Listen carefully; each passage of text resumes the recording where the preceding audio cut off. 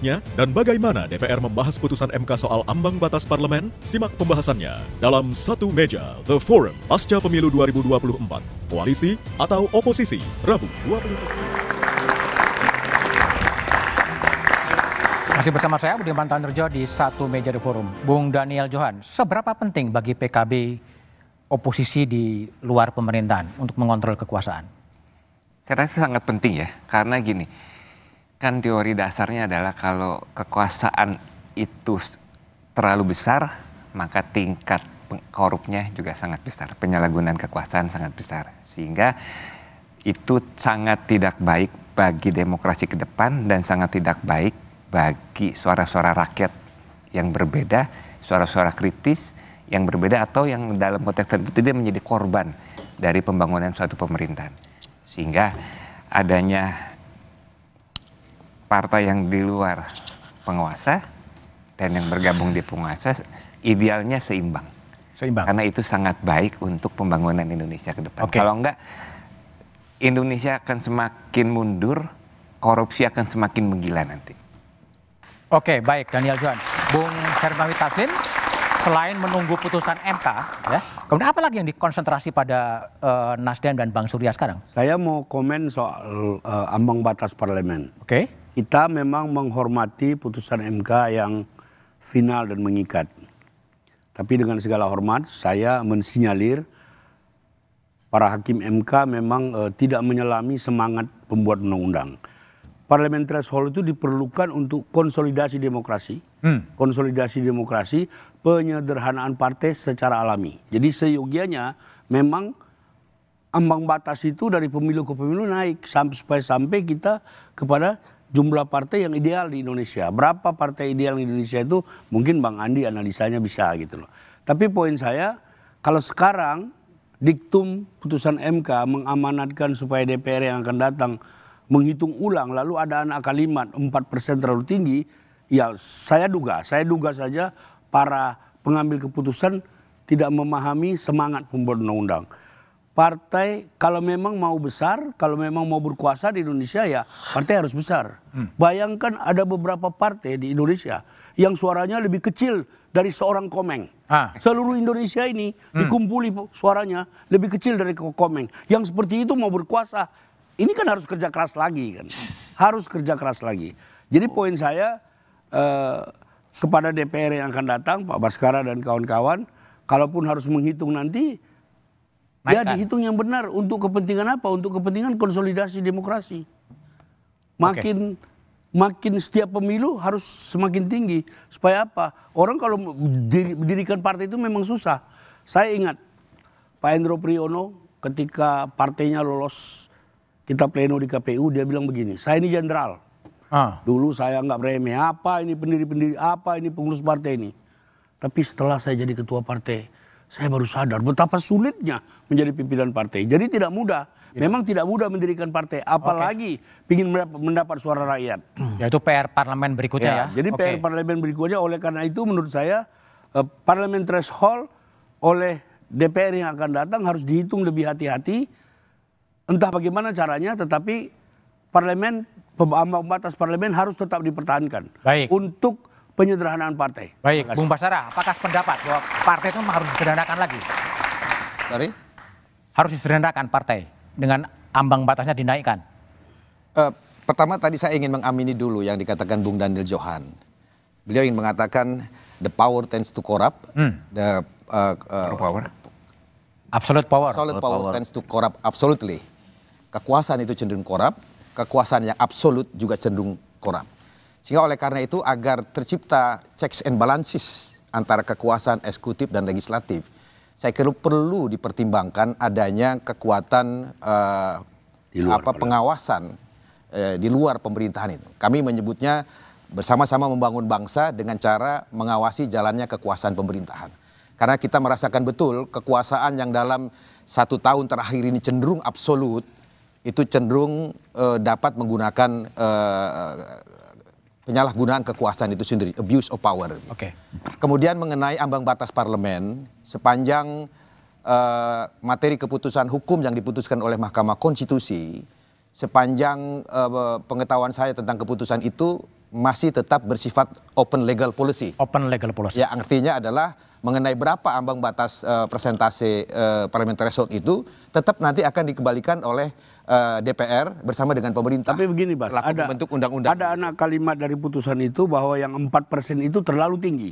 Itu dia kuncinya di situ. Ya, tetapi di sana saya berkomunikasi juga dengan beberapa sumber yang dapat kita percaya bahwa keputusan MK itu sendiri selain dia tidak diberlakukan pada pemilu ini, pada pemilu yang akan datang, open legal policy. juga seperti biasanya nanti setelah setiap pemilu biasanya kita juga akan utak-atik lagi ya. Oke, baik. Wong ini aja ketua DPR aja masih ada wacana Utak-atik ya. Oke, Bang Doli. Jadi kalau Bang Doli apa setelah Dan wakil ketua DPR MK kemudian gimana menanggapi putusan MK itu soal ambang batas? Iya, saya kira putusan MK itu menjadi entry point dan semangat bagi kita semua yang tadi mau menyampaikan koreksi terhadap pemilu itu untuk memulai perubahan undang-undang atau penyempurnaan undang-undang tentang pemilu, penyempurnaan tentang sistem pemilu. Gitu. Jadi ya silakan kalau teman-teman yang mau menggunakan hak angketnya yang tujuannya adalah untuk memperbaiki, tapi ini jalan terbuka lebar. Karena putusan MK itu memang diberikan kewenangan kepada pembuat undang-undang, DPR dan pemerintah sebelum pemilu tahun 2009 udah harus selesai, termasuk salah satunya ambang batas. Walaupun menurut saya kalau bicara tentang dan ini juga pandangan Golkar, kalau kita mau bicara tentang penyempurnaan sistem pemilu itu bukan hanya sekedar ambang batas parlemen itu hanya salah satu, masih banyak sistem pemilunya mau terbuka tertutup atau memang mau campuran, presidential thresholdnya, kemudian district magnitude-nya banyak. Jadi saya kira itu momentum kita dan untuk memperbaiki ya. Untuk memperbaiki. Jadi tadi kalau catatan dari Habib, usulan dari Bang Andi dan segala macam itu itu tempatnya. Dan saya mengusulkan memang kami dulu di Komisi 2 dari awal sebaiknya perubahan atau penyempurnaan sistem pemilu itu dilakukan di awal periode sesudah pemilu supaya kita tidak punya konflik interest. Baik, Bung Wiyadi. Gerindra lihatnya gimana soal perbaikan sistem pemilu ke depan? Ya, memang ini kita melihat bahwa pemilu tidaklah sesuatu yang berjalan sempurna pada saat ini. Pasti ada hal yang memang perlu diperbaiki dan early warning dari MK yang mengatakan adanya parliament threshold 4%. Ini apakah memang terlalu, kalau tadi Bang Taslim mengatakan itu terlalu tinggi atau terlalu rendah, tapi kalau kita melihat kembali lagi mengenai masalah undang-undang, bukan hanya undang-undang pemilunya saja, tapi undang-undang parpol. Nah di sini undang-undang parpol ini sendiri pun kalau kita lihat bahwa setiap kali akan ada pemilu, 2 tahun sebelum pemilu, lahir partai baru. Nah bagaimana pengendalian partai-partai baru ini? Tapi kan kita tidak bisa melarang juga yang namanya hak seseorang untuk mengorganisasi partai untuk ikut pemilu. Tapi dalam hal ini apakah kalau kita melihat dari hasil partai pemilu yang ikut yang baru-baru itu, apakah ada yang langsung bisa masuk parliamentary threshold? Hanya satu-satunya Nasdem yang sudah melakukan itu. Tetapi itu butuh rentang waktu yang cukup lama juga mereka berproses. Nah, disinilah permasalahannya bahwa kalau parliamentary threshold ini diturunkan, nah ini apa yang terjadi dengan partai-partai yang baru ini? Apakah memang itu mengakomodir daripada partai-partai yang baru? Tetapi dengan sistem seperti itu, apakah parlemen kita siap dengan hal seperti itu? Nah, inilah yang menjadi permasalahan kita semua di DPR nanti ke depannya untuk bagaimana kita duduk untuk pemilu yang ke depan itu kita mesti harus bicara tidak hanya undang-undang pemilunya saja, undang-undang parpolnya pun harus kita revisi. Jadi ini adalah merupakan PR kita semuanya. Baik, Pak Edi. Jadi kalau Pak Edi lihat memang ada perintah dari MK untuk thresholdnya diturunkan.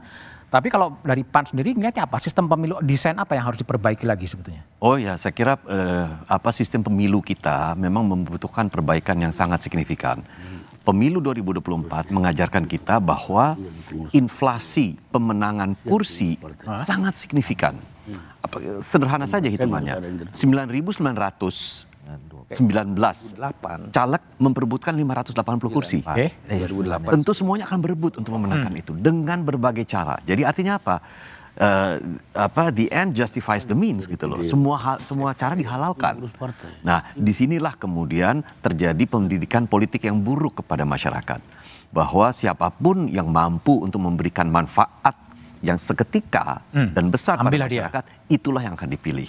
Sementara mereka-mereka yang sudah bekerja sungguh-sungguh itu kemudian pekerjaan itu menjadi buyar gitu loh. Dan itu kita rasakan. Jadi saya kira ada pendidikan politik yang sangat penting harus diberikan kepada masyarakat, juga kepada caleg-calegnya, bahwa kita harus bekerja dan tidak hanya ingin memenangkan kursi dengan instan seketika itu saja. Karena menurut kami satu, kalau model pemilu terbuka seperti ini diadopsi di tahun 2029, rasanya akan menjadi lebih mahal lagi. Lebih mahal lagi. Baik, Bung Andi Malarangeng. Lebih besar dari Jadi kalau kita lihat batas ambang kita threshold parliamentary threshold 4% itu sebenarnya menengah dibandingkan negara-negara demokrasi di dunia. Ada yang jauh lebih tinggi sampai 10% di Turki misalnya, ada yang 7%, ada 6%, ada yang juga di bawah 2%, 3%.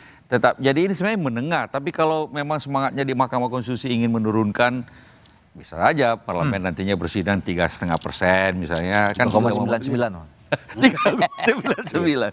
Tapi sekali lagi yang jauh lebih penting bagi kita semua sebenarnya evaluasi tentang sistem pemilu secara menyeluruh. Menurut saya kita sudah harus mulai masuk kepada e-voting. E-voting ya? Menyederhanakan semua persoalan dengan e-voting. Kalau dengan kita sekarang ini e-banking, kita berani atau mempercayai proses perbankan kita sehingga kita taruh uang kita di situ dan kita transaksi sekarang dengan HP. Nah, mengapa kita tidak berusaha untuk memulai, dan teknologinya ada kok sekarang dengan blockchain bisa lebih trustable sehingga proses penghitungan suara nggak perlu sampai subuh sampai pagi. Langsung begitu ketemu. kita selesai nyoblos, kita tahu hasilnya sudah bisa kita lihat. Ini kita perlu evaluasi itu semua, dan proses tentang misalnya ada ide tentang dapil nasional misalnya juga itu juga sesuatu yang menarik yang perlu kita pikirkan bersama-sama. Apapun kita perlu untuk memperbaiki, tapi bukan ranahnya diangket, tapi evaluasi sistem. Evaluasi sistem. Oke, baik Bung Habib. Jadi gimana agenda dari PKS untuk perbaikan pemilu itu? Iya, pasti kita semua bersama ya punya komitmen yang tinggi untuk merapikan sistem demokrasi kita. Kita nih pengen merubah presiden threshold, maunya yang keluar parlemen threshold. Gitu. Jadi antik gitu ya. Buat kita sih yang paling penting angka-angka ini asal semua kesepakatan dan cocok untuk semua kita antara pemerintah dan DPR selesai sudah, karena pemainnya kita sendiri gitu. Kita mau di angka berapa, kita udah punya pengalaman 2,5, kita pernah di 3,5, kita pernah di 4. Kita semuanya sudah melakukannya.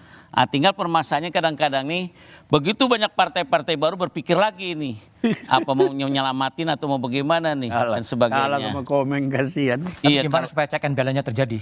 Check and balance jadinya pakai aturan. Kita atur dengan baik-baik dan kita hitung kira-kira sepantasnya berapa untuk membuat suasana demokrasi yang terbaik di Indonesia, ya. Dan MK kan sudah membuat beberapa aturan tuh 1, 2, 3, 4, 5 yang kita dengar. Kita lihat saja, kita cocok yang mana gitu dengan pengalaman sekarang. Gitu. Jadi dengan pengalaman sekarang ini kita tahu bahwa perlu perbaikan yang terbaik ya untuk bangsa soal bangsa ini. Ya salah satu angket. Baik. Masuklah orang itu ya. Salah satu angket. Tapi sabar dulu. Pendek. Rumah gelap nyalakan lilin. Semalam bisa habis satu lusin. PT 4% sudah kita ikutin. Jangan dihapus karena ada yang ingin diselamatin. Baik Bung Daniel, semuanya Bapak-Bapak yang telah bergabung satu meja di forum. Kekuasaan itu berasal dari rakyat. Penghitungan suara rakyat telah usai. Meski masih disengketakan di Mahkamah Konstitusi karena ada dugaan ketidaknetralan yang mengganggu suara rakyat. Kita tunggu saja. Jangan sampai suara rakyat yang telah diberikan dikhianati menjadi sekedar ajang bagi-bagi kekuasaan.